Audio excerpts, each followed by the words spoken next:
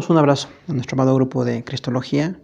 Por la gracia del Señor estamos ya en la hora 15 de nuestro curso. Los temas son apariciones después de la resurrección y la ascensión. Son dos temas finales de la vida de Jesús aquí en la tierra, su ministerio, y vamos a verlo. Ustedes lo saben esos temas. El primer tema es apariciones después de la resurrección. El primer punto lo tenemos en Mateo 28, del 1 al 10. Dice que se apareció a varias mujeres, inciso a María Magdalena y a otra María. Inciso B, hubo un gran terremoto, un ángel del Señor removió la piedra. Inciso C, el aspecto del ángel era como un relámpago, su vestido blanco. D, los guardas temblaron y quedaron como muertos. E, el ángel dijo a las mujeres que no temieran y anunció la resurrección. F, las mujeres iban con gozo para dar las nuevas a los discípulos. Y G, el Señor Jesús les salió al encuentro, ellas abrazaron sus pies. Entonces es así muy notorio darnos cuenta de que el primer grupo al que Jesús apareció resucitado es mujeres. Eran mujeres. Por el contexto vamos a ver que ellas iban a ungir un cuerpo pensando que había muerto, que no había pasado la resurrección, pero dice aquí que apareció un ángel. Así como cuando Jesús nació, hubo ángeles, hubo pastores, hubo magos que vinieron de Oriente, en su resurrección también hubo ángeles. Por lo que vemos en los varios pasajes de los evangelios, pues hay varios ángeles que se aparecen con diferentes funciones aquí. Y dice que, bueno, ya aquella escena de la resurrección, el ángel les dijo que no temieran y les dijo que anunciaran la resurrección, anuncien la resurrección de Jesús. Entonces, un tema determinante para la iglesia es anunciar la resurrección. Dice que ellas iban con gozo para dar las nuevas a los discípulos, estaban contentas por el anuncio del ángel. Vemos más adelante que el Señor les daba el encuentro y ellas abrazaron sus pies, o sea, le adoraron. Literalmente reconocen a Jesús como Dios y le adoran. En esta ocasión Jesús no dijo que no le adoraran, como en otras ocasiones cuando estaba aquí en la vida terrenal, para que no hubiera confusión de cómo él aceptaba la adoración, porque es Dios. Pero una vez resucitado ya no había ningún peligro de que hubiera algún desvío en cuanto al mensaje del Evangelio, y ellas abrazaban a sus pies, estaban adorando al Señor. Nuestro segundo párrafo es Mateo 28, del 16 al 20, se apareció a los 11 discípulos. Inciso A, en Galilea el Señor les dijo tener toda potestad. Inciso B, ordenó hacer discípulos a todas las naciones. C, bautizándolos y enseñándoles que guarden todo lo mandado por él. D, está con ellos todos los días hasta el fin del mundo. Amén. Así es como termina su evangelio Mateo, y realmente habla de que en Galilea les dijo tener toda potestad. O sea, el evangelismo que hacemos, la labor que hacemos es porque tenemos toda la autoridad que Jesús tiene por su resurrección y por su vida aquí y su muerte que nos da la salvación, tiene toda potestad. Y nos envía como iglesia también con la potestad o con la autoridad de hacer discípulos en las naciones. Y da la fórmula de bautizar y enseñar lo que guardan, lo que les había mandado. Los demás evangelios añaden algunos detalles. Entonces aquí vemos la importancia de la resurrección porque comisionó a los discípulos después de resucitado el Señor. Punto 3 es Marcos 16, 2 y 3, y del 9 al 11 se apareció a María Magdalena, a María la madre de Jacobo y a Salomé. Muy de mañana, dice inciso A, el primer día de la semana vinieron al sepulcro. B, el Señor había echado de María Magdalena 7 demonios. C, María Magdalena lo contó a los discípulos, pero no lo creyeron. Entonces es así como muy humana la resurrección, porque las reacciones son normales. Eran personas que habían pensado que Jesús había muerto y que no había ya esperanza de otra, como en este caso, resurrección, manifestación del Señor. Y dice que muy temprano, el primer día de la semana, o sea, era el domingo que Jesús resucitó, y esas mujeres venían aún de madrugada.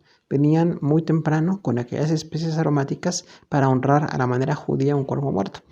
Pero en esta describe María Magdalena, de la que Jesús echó 7 demonios. O sea, esta mujer tiene un trasfondo espiritual muy delicado, posiblemente en espiritismo, porque es lo que dice la palabra de Dios. De esta mujer se han inventado muchas cosas, en novelas incluso, pero lo único que dice la palabra de Dios es que de ella Jesús se expulsó 7 demonios y esta mujer servía al Señor con sus bienes. Un grupo de mujeres en su ministerio terrenal estaban con Jesús, eran personas cercanas al ministerio.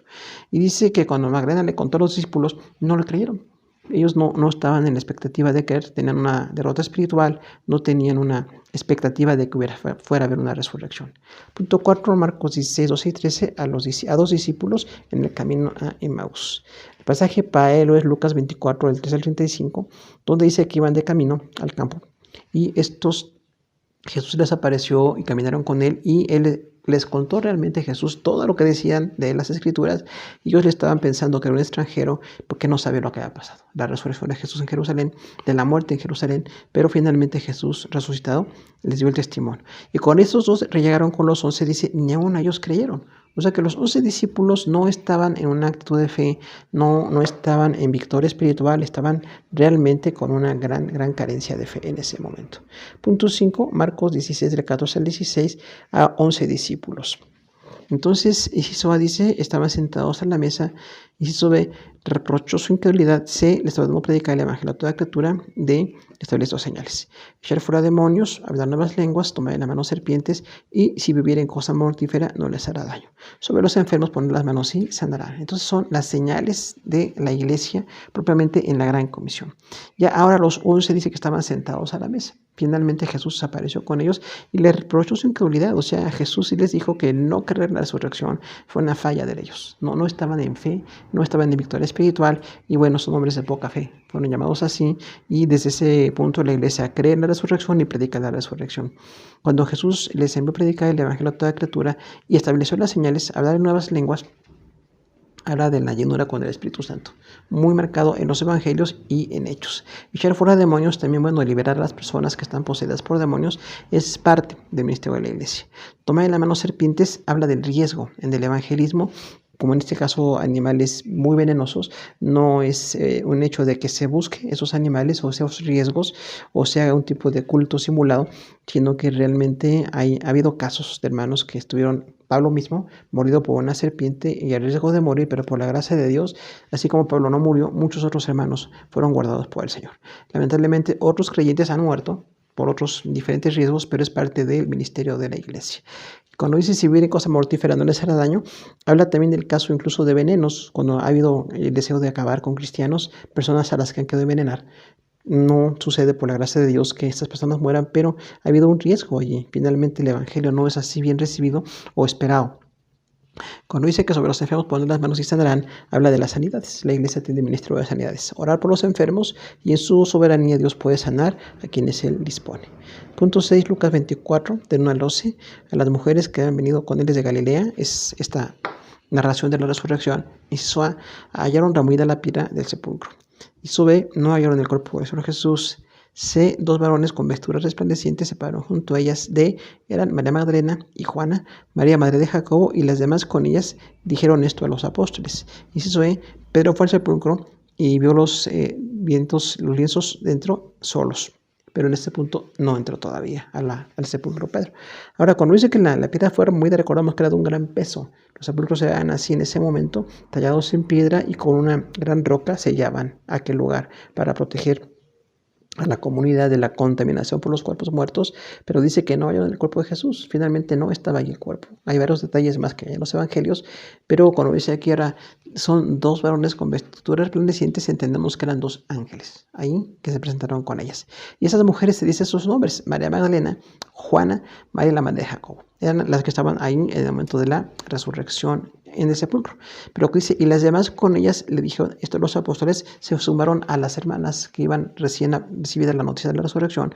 Otras mujeres las acompañaron, pero aunque ellas fueron con los 11 discípulos, hasta este punto no creyeron en la resurrección los discípulos. Punto 7 es Lucas 24, del 36 al 49. Jesús apareció a los discípulos. Y estaban espantados y atemorizados. Les mostró las manos y los pies. Comió un pez asado, miel delante con ellos. Y les dijo que la escritura tenía que cumplirse, de predicarse en su nombre el arrepentimiento y perdón de pecados. Y el Señor enviaría la promesa del Padre. Se refiere a la presencia del Espíritu Santo dirigiendo a la iglesia. Entonces ahora describe un poco más cómo estaban los discípulos. Dice, espantados y atemorizados. O sea, finalmente tenían mucho miedo porque no creían en la resurrección todavía, no sabían qué había sucedido realmente, y también había mucha persecución en ese momento. Recordamos que el Sanedrín empezó a atacar la resurrección desde el principio y pagó un alto costo económico a los soldados para que dijeran que los discípulos habían robado el cuerpo de Jesús, lo cual fue totalmente una mentira. Y bueno, cuando Jesús aparece con los discípulos, les mostró las manos y los pies. O sea, finalmente las marcas de los clavos en sus manos y pies quedaron permanentes por amor a nosotros, y esas manos y pies marcados por amor a la iglesia son un gran testimonio. No había duda de que era Jesús. No fue una presencia de otra persona o que Jesús no hubiera muerto en la cruz. Finalmente así sucedió. Cuando dice que cambió un pez asado con ellos, habla de esa comunión del cuerpo nuevo. Un cuerpo nuevo ya no limitado al tiempo y espacio como el cuerpo físico que tuvo aquí 33 años, pero ahora es un cuerpo que tiene la glorificación ya puesta. Un cuerpo renovado totalmente y como Dios tiene facultades especiales. Punto 8, Juan 20 del 1 al 10 es a María Magdalena. Ella corrió y fue a Pedro y a Juan. Y sube, les dijo que habían llevado al sepulcro al Señor. Pedro y Juan fueron al sepulcro. Juan no entró al sepulcro. Pedro entró y vio los lienzos y el sudario. Y Juan entró al sepulcro, vio y creyó. Entonces aquí describe muy claramente que esta mujer, María Magdalena, le contó a Pedro y Juan la resurrección, les habló que ella había encontrado con el Señor, que había abrazado sus pies, le había adorado, y bueno, no había ninguna duda de la resurrección, pero aún los discípulos no tienen esa fe. Cuando habla de que Pedro y Juan fueron al sepulcro, recordamos, estaban tratando de comprobar el dicho de María Magdalena. Juan dice que llegó primero, era un hombre un poco más joven, pero no entró al sepulcro. Sin embargo, Pedro entró y vio los lienzos ahí puestos y un sudario. Dice, de hecho, incluso que muy ordenado, todos aquel evento donde Jesús resucitó, estaban doblados aquellos lienzos, pero empezaron a creer en la resurrección hasta este punto. Punto 9, Juan 20, del 11 al 18, es a María Magdalena, es A. María estaba afuera llorando junto al sepulcro. B. Vio a dos ángeles sentados, uno a la cabecera y otro a los pies. C. Jesús le dijo, mujer, ¿por qué lloras? Ella no sabía que era el Señor. D. Él le dijo, María. Ella le dijo, maestro. E. El Señor les dijo que no la tocara, pues debía subir al Padre. Aquí tenemos entonces un poco de detalles adicionales puestos por Juan el apóstol. Dice que María estaba fuera del sepulcro llorando. O sea, no fue algo así momentáneo. Realmente ella tuvo tiempo de ver que estaba el sepulcro vacío. Ella tenía temor de entrar, pero estaba llorando. Ella estaba llorando porque aún pensaba en la muerte del Señor. Y aquí establece que eran dos ángeles, uno a la cabecera y otro a los pies, de donde había sido puesto el cuerpo de Jesús. Y cuando Jesús le dijo, ¿por qué lloras, mujer? Ella no sabía que era el Señor. Sin embargo, cuando le dijo María, él le contestó, maestro. María Magdalena recibió entonces la primera noticia de la resurrección. Fue la primera en recibir esa noticia. Cuando dice que no la tocara, pues iba a subir al Padre, habla de la orden de Jesús. Primero se presentó ante el Padre con la resurrección y después empezó durante 40 días a predicar aquí y a estar en comunión con la iglesia, como veremos enseguida. De Juan 20, del 19 al 22, apareció a los discípulos. La noche del primer de la semana. B, estando las puertas cerradas, el Señor se puso en medio de ellos y les dijo, pasa a vosotros. C, les mostró las manos y el costado. D, los envió como su Padre a él. E, sopló y les dijo, recibid el Espíritu Santo. F, encomendó predicar el perdón de pecados. Entonces, Juan está dando un poco más de detalles todavía. Dice que el primer día de la semana, con las puertas cerradas, el Señor entró. O sea, el cuerpo de Jesús ya tiene una capacidad de entrar en lugares cerrados. No era el cuerpo que estaba limitado por la encarnación, ahora es el cuerpo de la resurrección, un cuerpo renovado. Cuando les dijo, pasa a vosotros, es un saludo muy judío, un saludo desearles paz a ellos, y de esta manera habla de cómo Jesús inició el ministerio con la iglesia. Dice que les mostró las manos y el costado, demostrando el hecho de que él era resucitado, que no hubiera ninguna duda. Dice que los envió como el Padre lo envió él, o sea, nuevamente a la predicación del Evangelio.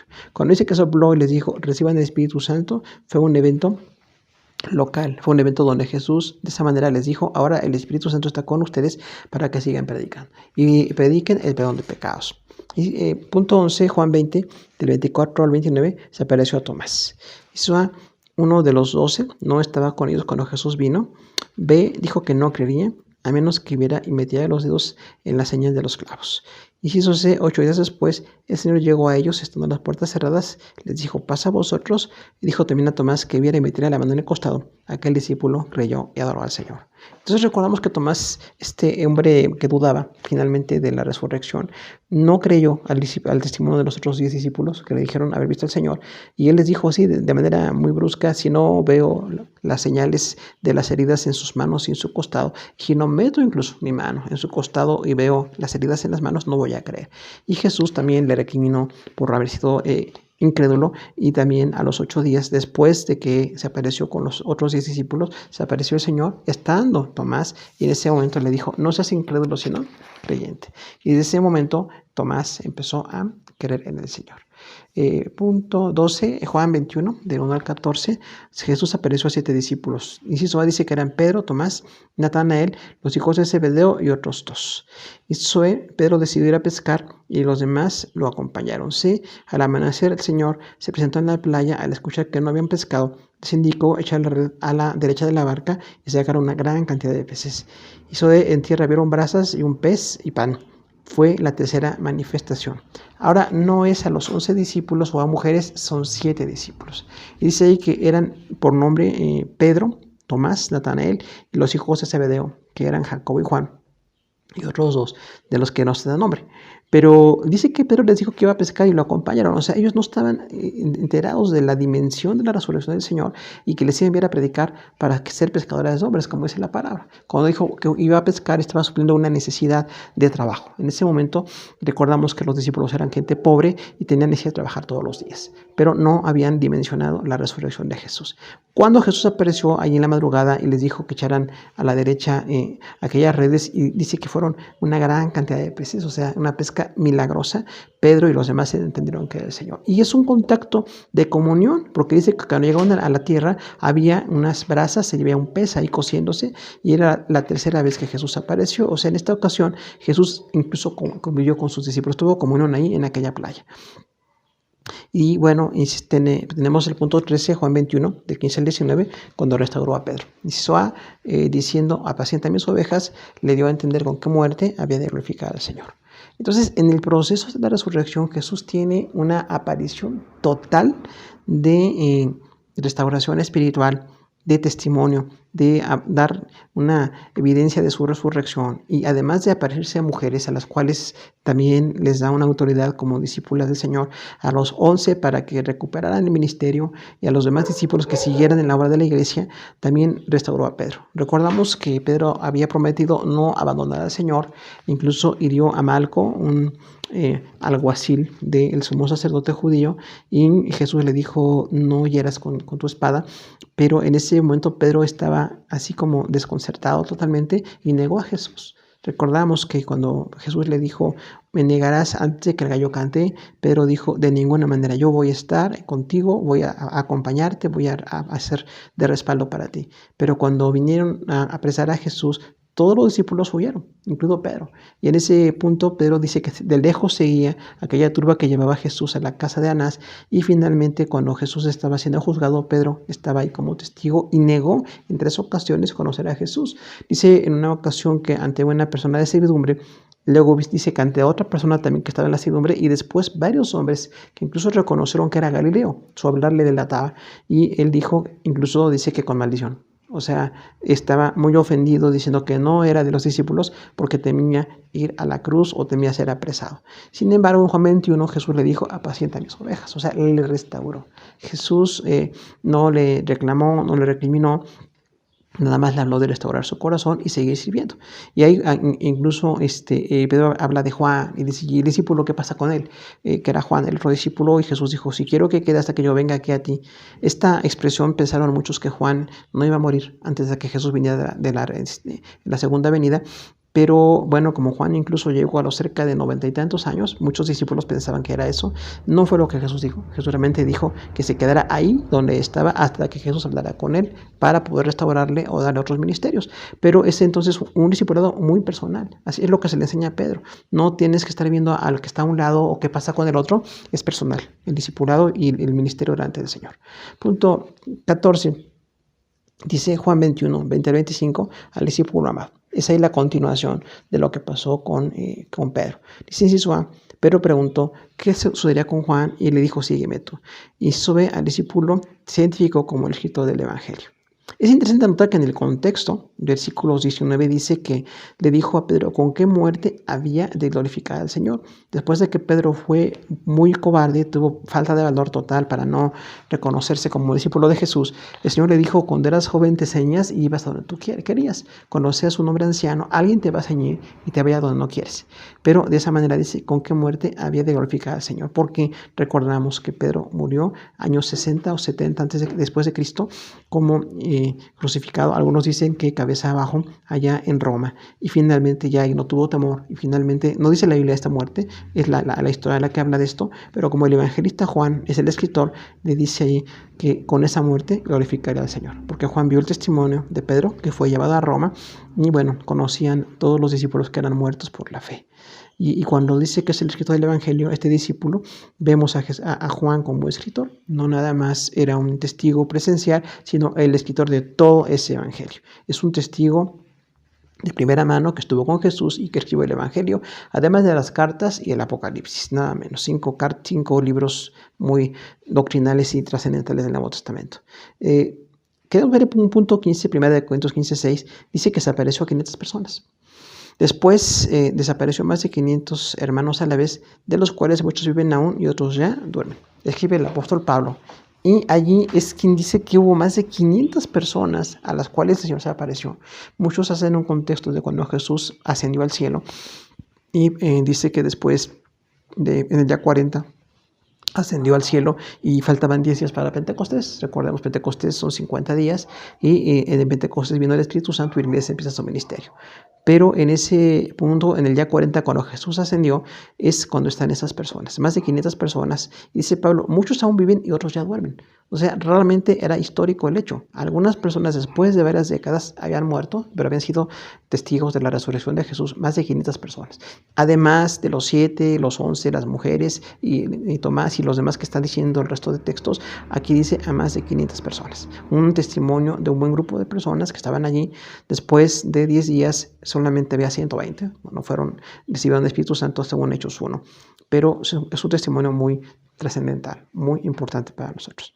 El tema que queremos añadir es la ascensión, porque no nada más es la resurrección de Jesús y la muerte, sino la ascensión, porque en la ascensión tenemos mucha doctrina también.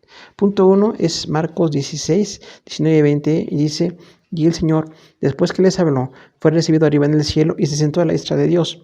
Ellos saliendo predicaban en todas las partes, ayudándoles al Señor y confirmando la palabra con señales que la seguían. Amén. Entonces aquí Marcos sí habla de la ascensión de una manera muy concreta, ¿no? Dice, después de que les habló, entendemos, resucitó y se presentó y estaban seguros de la resurrección. Y cuando fue recibido arriba en el cielo, hablamos ahí de que Jesús fuera llevado al cielo. Dice los evangelios y hechos, ocultado con una nube de ellos, habla de la trascendencia de la ascensión. No nada más el nacimiento, muerte y resurrección, también la ascensión.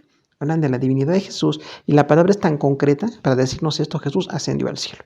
Es el único que ha ascendido después de todo el ministerio, su divinidad demostrada y dado a la comisión a la iglesia, ¿no? Y dice ahí que cuando fue recibido y se sentó a la diestra de Dios, hablamos de la autoridad.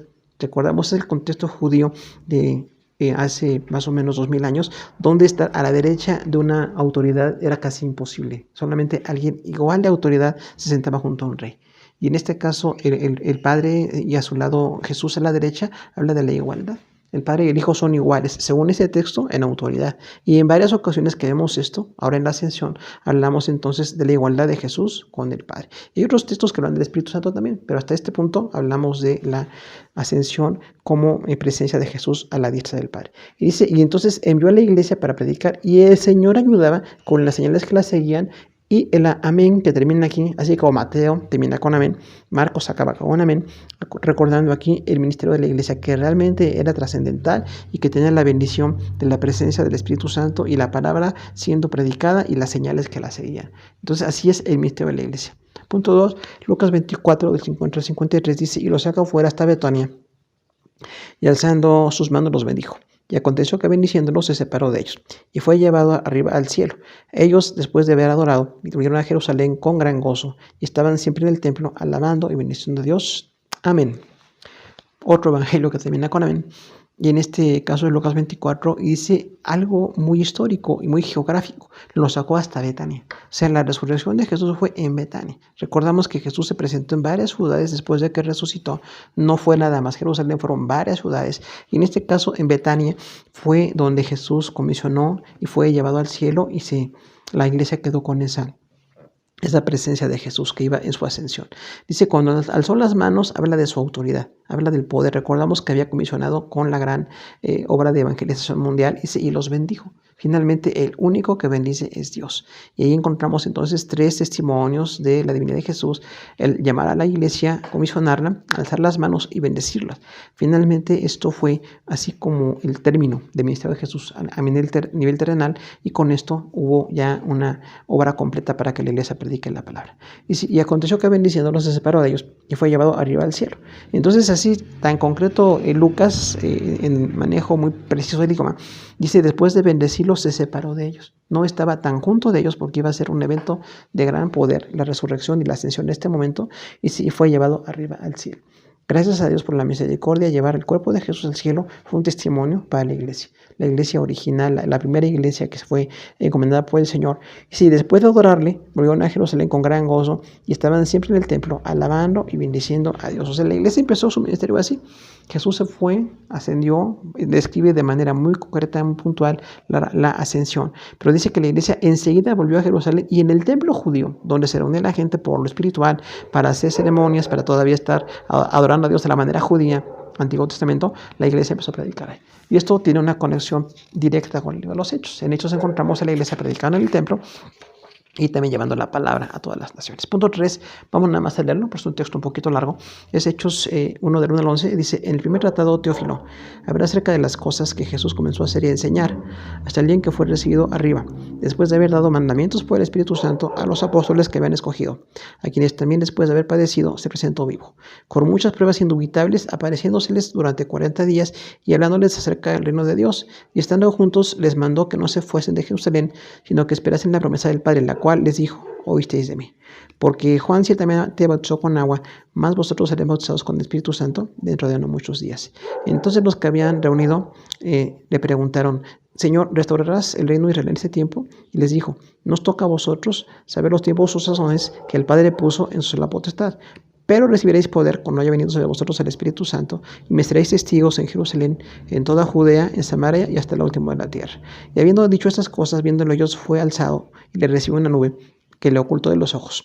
Y estando ellos con los ojos puestos en el cielo, entre tanto que él se iba, y aquí se pusieron junto a ellos 2 varones con vestiduras blancas, los cuales también les dijeron: varones galileos, ¿por qué estáis mirando al cielo?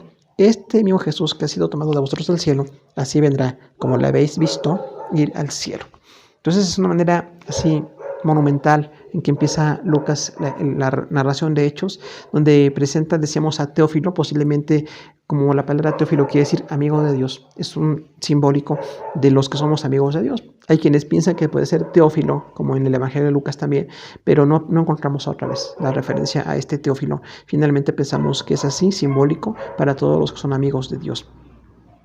Y cuando dice que les dio mandamientos y que se presentó esa ascensión tan marcada para ellos, nuevamente complementa perfectamente la narración de los evangelios. Así es la ascensión, es precisa, es concreta, es completa, y nos lleva a entender la obra del Señor. Y cuando dice que estaban juntos, les mandó que no se fueran de Jerusalén, sino que esperasen la promesa del Padre.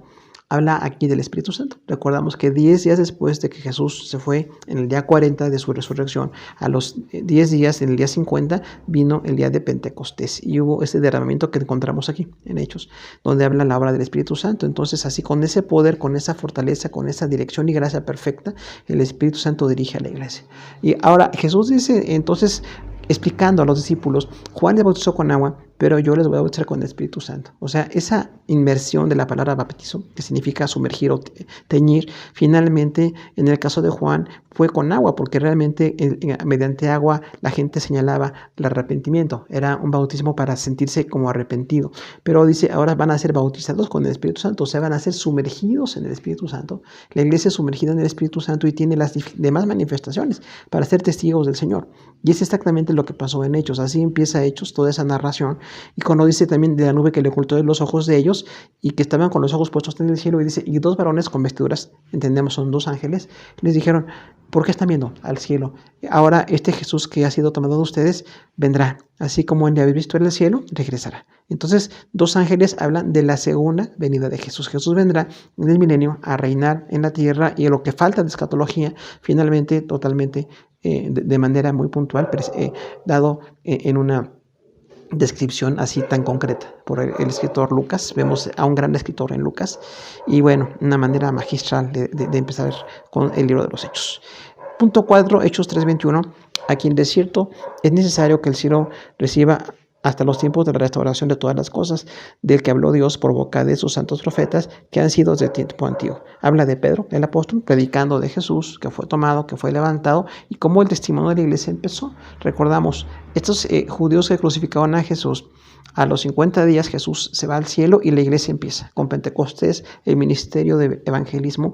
Y Pedro les dice en esta primera ocasión, recordamos que hay 2 predicaciones de Pedro, donde ganan miles de personas, y le dice a los judíos, ustedes lo mataron, lo crucificaron, pero Dios lo escogió, lo levantó y nos ha demostrado que es el Hijo de Dios. Y es aquel de que habló Dios por boca de los profetas, todo el Antiguo Testamento, nada menos.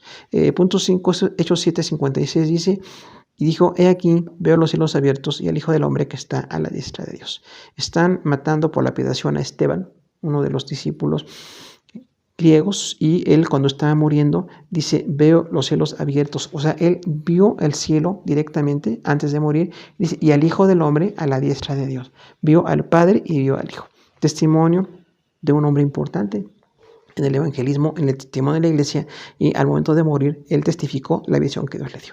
Estaba sufriendo mucho físicamente, sangrando, con golpes, a punto de morir, sin embargo, tuvo la fortaleza de parte de Dios y la valentía de testificarlo. Y dijo, estoy viendo al Hijo del Hombre. Ahora, lo estaban matando por querer el Hijo del Hombre, eso es lo especial aquí, ¿no? Porque ellos no querían que siguieran predicando a Jesús. Sin embargo, este varón Esteban, el primer mártir, algunos le llaman el proto-mártir, el primer mártir, realmente murió diciendo, estoy viendo a Jesús a la diestra de Dios. Jesús es rey, igual que el Padre, y es verdadero lo que estamos predicando. Punto 6, Efesios 4, del 8 al 10 dice, por lo cual dice, subiendo en lo alto, llevó a cautivar la cautividad y dio dones a los hombres. Y eso de que subió, ¿qué es? Sino que también había descendido primero a las partes más bajas de la tierra. El que descendió es el mismo que también subió por encima de todos los cielos hasta llenarlo todo. Está aquí el apóstol Pablo citando Salmo 68, 18, donde dice, cautivó en la cautividad. Entonces la ascensión y resurrección de Jesús se relaciona con hacer cautiva la cautividad, o sea, quitarle el poder al pecado. Para esto resucitó Jesús, para esto ascendió, para demostrar que le había quitado el poder al pecado. Es lo que la iglesia predicamos. Predicamos que Jesús nos da la salvación. Ya no tenemos que ser esclavos del pecado. Tenemos la salvación y tenemos la fortaleza para luchar contra el pecado. Continuamente estamos siendo asediados y estamos en batalla y estamos luchando por continuar en la fe por la gracia del Señor. Pero finalmente tenemos una victoria ganada. El Señor nos ha dado la victoria sobre esta cautividad que nos tenía esclavos, que era el pecado. Y finalmente así describe Pablo la libertad espiritual, citando ese texto, y ahora se aplica totalmente a Jesús. Punto 7. Primera de los Tesalonicenses 1:10 dice, y esperad en los cielos a su Hijo, al cual resucitó de los muertos, a Jesús, quien nos libra de la ira venidera. Entonces habla aquí de la resurrección de Jesús, dice, al que el Señor resucitó y nos libra de la muerte, de la ira venidera. O sea, nos ha librado del juicio de Dios. La muerte de Jesús, su sangre, nos ha hecho libres del juicio. Ya no somos culpables ante Dios.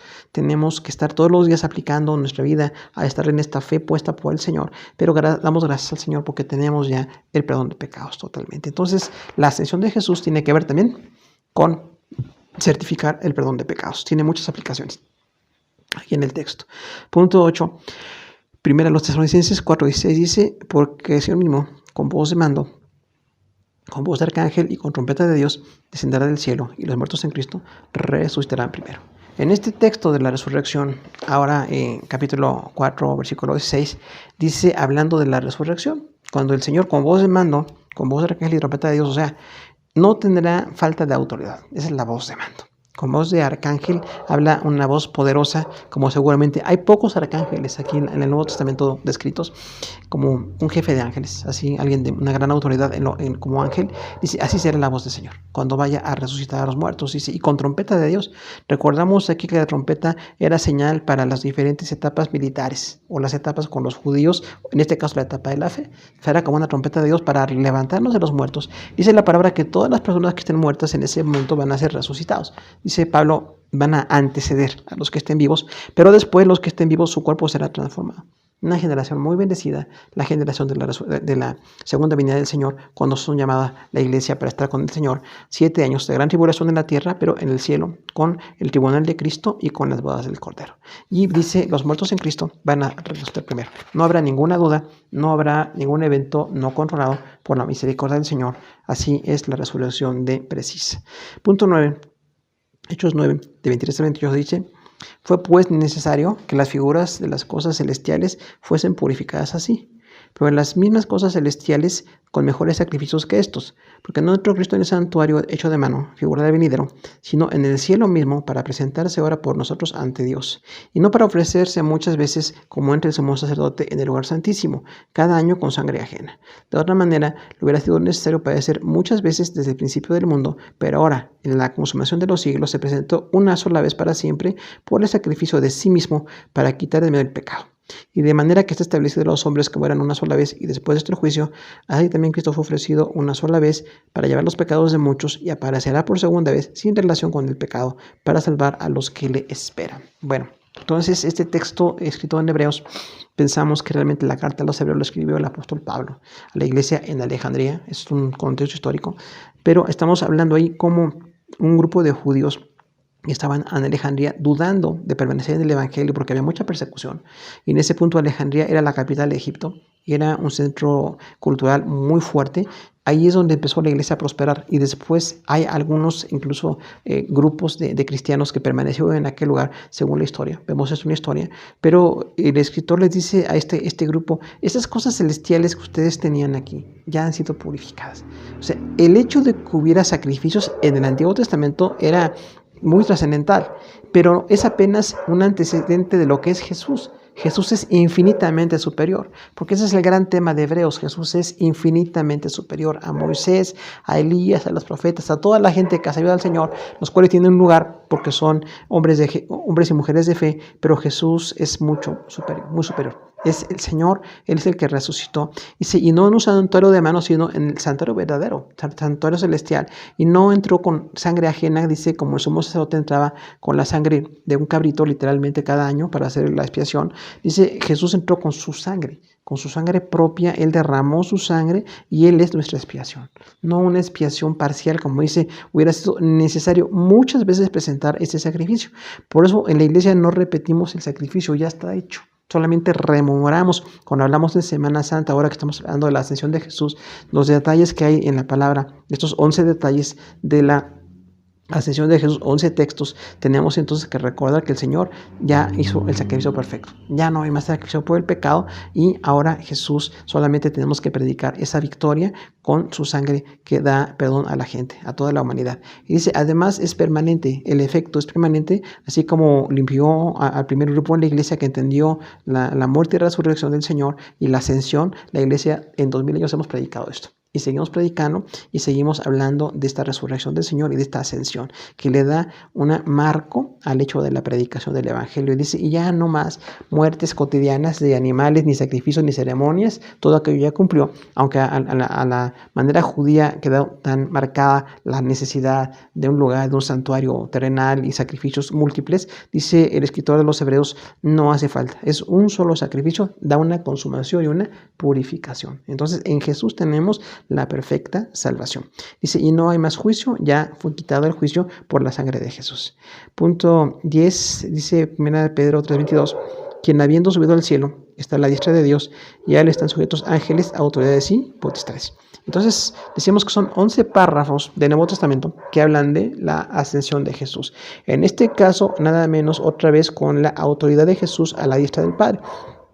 Dice, subió al cielo y está a la diestra de Dios. Otra vez entonces ascendió, pero está enseguida notorio, de una manera muy notable, a la derecha del Padre. Tiene la misma autoridad, el mismo poder, tiene la misma esencia que el Padre, es igual en autoridad. Dice, y a este Jesús están sujetos ángeles, autoridades y potestades. Entonces, así como es solamente Dios, el Padre, el Hijo y el Espíritu Santo, a quien están sujetos todo, ángeles, autoridades y potestades, a Jesús también. Ahora, es interesante notar cuando dice ángeles, posiblemente todos los ángeles que no cayeron en pecado. Cuando dice autoridades y potestades, se refiere a autoridades caídas, como marca Efesios también allí, que habla de una clasificación de demonios. Todos los demonios están sujetos a Jesús, por la resurrección, por la muerte y la ascensión de Jesús. Siguen batallando mucho para engañar a la humanidad, siguen engañando, siguen haciendo mucha oposición, pero la iglesia tiene una autoridad puesta por el Señor. Gracias a Dios, sobre todo ángel y demonio está puesta la autoridad de Jesús, según 1 Pedro 3:22. Punto 11, 1 Juan 5:7 dice, porque 3 son los que dan testimonio en el cielo, el Padre, el Verbo y el Espíritu Santo, y estos 3 son uno. Un texto importantísimo para nosotros, 1 Juan 5:7, porque habla de los que están en el cielo. Jesús ascendió para estar en el cielo. Y ahí en el cielo da testimonio el Padre, el Verbo y el Espíritu, y estos tres son uno. Entonces hay un testimonio de las tres personas para la iglesia y para el mundo. Las tres personas, el Padre, el Verbo, aquí se llama Verbo a Jesús, o puede ser el Hijo también, y el Espíritu Santo, dan un testimonio fehaciente, un testimonio completo, un testimonio para que el mundo crea en la salvación. Es lo que nosotros predicamos. Entonces Juan lo dijo de una manera así totalmente interesante para nosotros. Tenemos que seguir predicando. El Padre, el Hijo y el Espíritu Santo nos han enviado para dar la palabra de salvación. Pero también dice, y estos tres son uno. Hablamos entonces de las tres personas, pero un solo Dios. Decimos, es un Dios en tres personas. Una doctrina aquí insertada de la Trinidad para nosotros también. Pues hermanos, terminamos nuestra hora 15 de Cristología. Muchas gracias por su atención.